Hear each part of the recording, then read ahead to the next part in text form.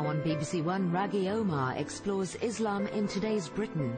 A Muslim in the family. All I knew about Islam was that it was a religion that was spread by the sword, that it treated women like second-class citizens. The first time I ever saw Islam was the Suez Crisis, when I saw everybody praying to the sun at the end of the evening. How much do most people in Britain know about Islam?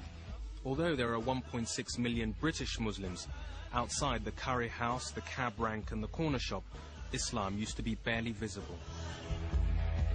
If you was asked me what a Muslim was, I wouldn't have a clue. I'd have said, oh, an Asian guy. It's more, it seemed more like a country rather than a way of life. September the 11th changed all that. Many Muslims suddenly felt under scrutiny, tarred with the same broad brush of ignorance and fear. Hardly the easiest climate for a non-Muslim to embrace the faith, and yet a steady stream of people has been doing just that. This film's about 4 of them.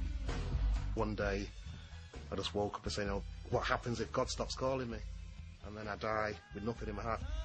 I didn't want to be a Muslim, it came to me. It's the greatest gift anybody's ever given me. I haven't told my family yet that I'm wearing the full veil, because I know it will upset them. My mother's reaction was to start to go to church. So I said, that's fantastic. Already Islam is having a positive effect on our lives. Islam was a distant religion abroad, wasn't it, in the Middle East? You never, but now it's here, isn't it? It's in our house now.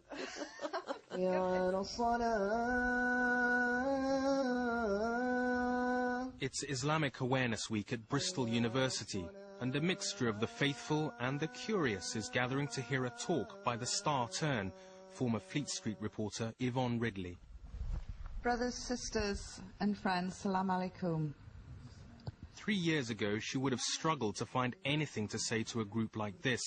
But then, as far as she's concerned, she was a very different person back then. The Yvonne Ridley before 9/11 has been compared to Patsy Stone out of Absolutely Fabulous.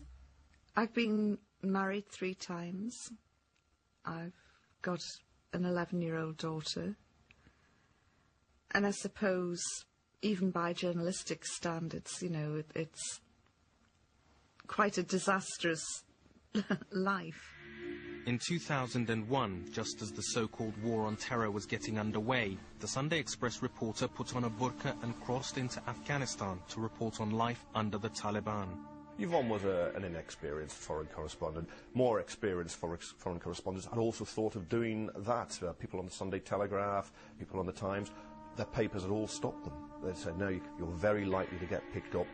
I think she was foolish because she's a single mother, and she plunged herself into a situation which could have had a terrible, terrible ending. Nobody would ask if any high-profile male war correspondents, you know, no one would probe into their private lives, saying, what on earth did she think she was doing, going in there when she's got a child? This would never be asked of John Simpson. You become invisible directly you put it on. No one even glances at women here. The big difference between John Simpson and Yvonne Ridley was that she got caught. She was held on spying charges and fully expected to be stoned. But instead of ending her life, her experiences in that Afghan cell were to change her life forever. For 6 days I had avoided talking about religion. And there I was, confronted with a cleric. And I looked at him and I just thought, oh no, it's the God Squad. He asked me what religion I was. And I said, I'm a Protestant, the Church of England. And he smiled and he said, and what do you think about Islam? Oh, I said, it's wonderful. I said, it's absolutely amazing. And he smiled again and he said, so, you would like to convert?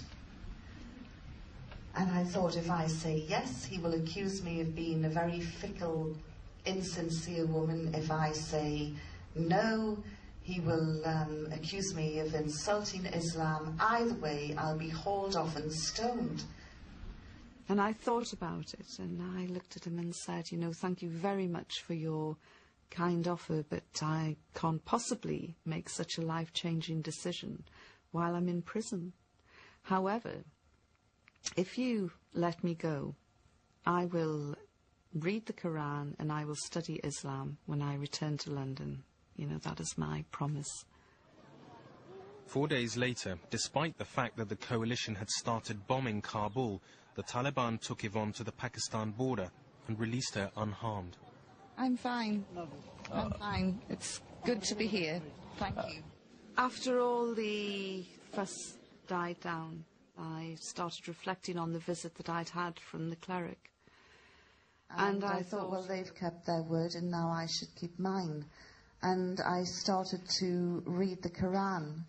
And I went through all the women's issues because I had to find out what is in this book that promotes the subjugation and oppression of women. And there's nothing in there. Far from saying women should be oppressed, it says quite clearly that women are equal in spirituality, worth and education. And furthermore, we're praised for our child-rearing and childbirth capabilities. So in my book, that means that women are probably the deluxe model of the human being. Nobody's smiling over here, right? I then looked at property and inheritance laws, things that have just come into the gift of Western women in the last 100 years. And, you know, it's all there. It's like a Magna Carta for women. I wanted to go running back to Afghanistan and say to my captors, hey guys, what have you been reading? You know, because did you know? And I remember complaining about it once, and this Muslim woman said, Yvonne, Islam is perfect. Unfortunately, the people who practice it aren't. And I thought, yes, she's right. Anyway, I'm very, very happy to tell you that I did take my Shahada on June the 30th last year. And I have now joined what I consider to be the biggest family in the world. Just makes me so proud to stand before you today and say I am a Muslim. Thank you.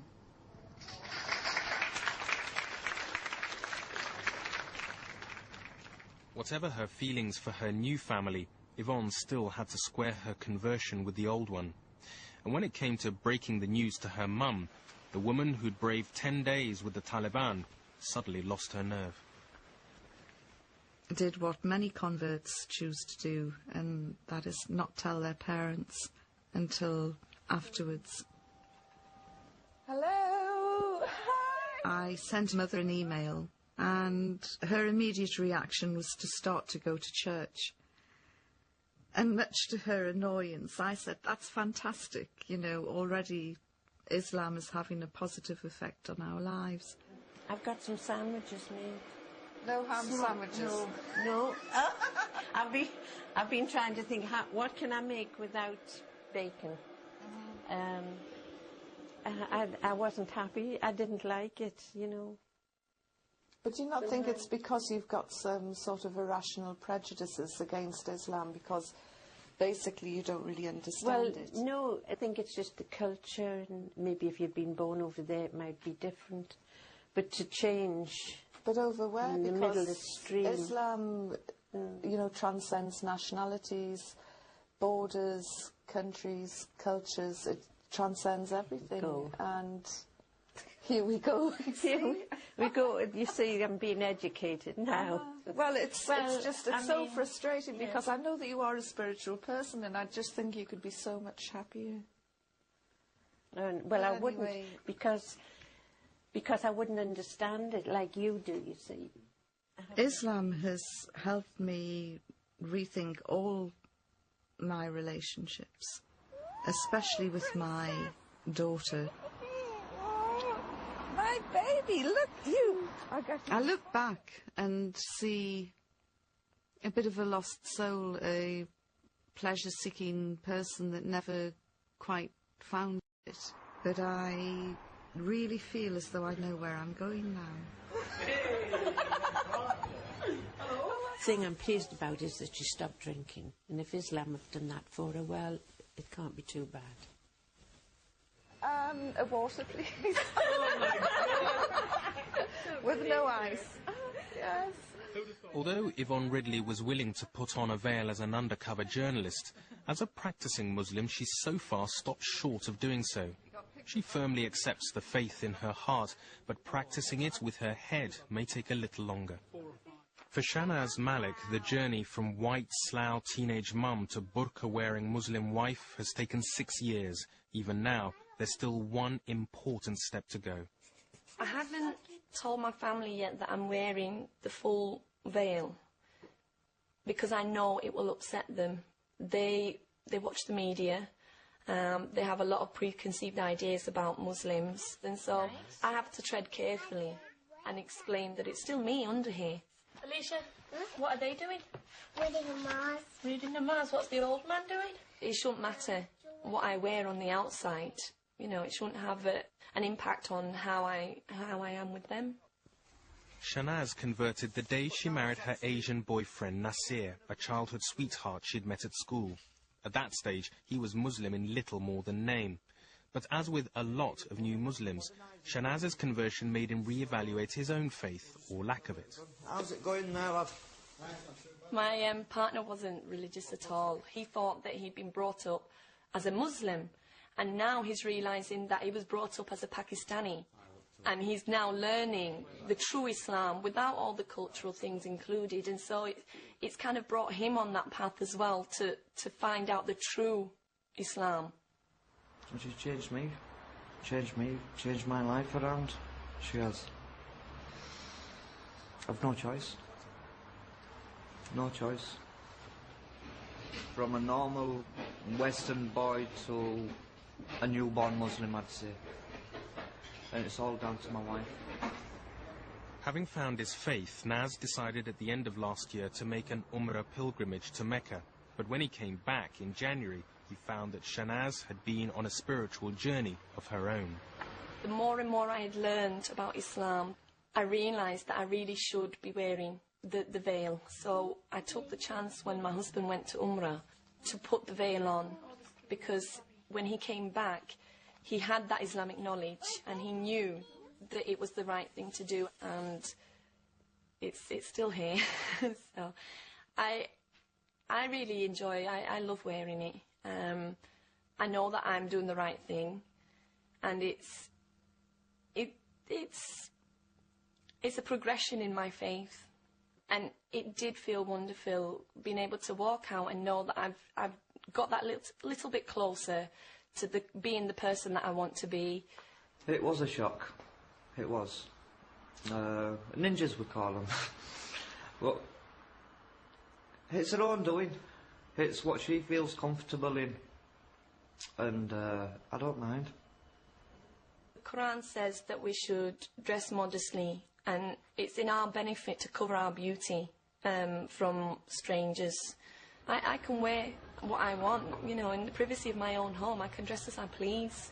It's when I'm in front of men that are not my blood relatives and strangers outside. And amongst the sisters, when you're wearing the burqa, nobody can judge you. You are all equal. No one can judge you on the hair you have, the clothes you wear. Nobody is superior to another person, no matter how much money or anything that they have. You are a Muslim sister, and that is all that matters. The wonderful thing about Islam is the equality. So it's not purely for the ladies or the rules. Men are a lot more attracted to ladies on appearance than ladies are to men. And so my husband, he covers what he has to cover. He covers his body. It boggles me why people think that we're oppressed because we choose to do this, when, you know, they have certain ways in society that they have to live by. they feel that they have to dress a certain way and that they have to conform to fashion and society. So if they think we're oppressed, they're just as oppressed as they think we are.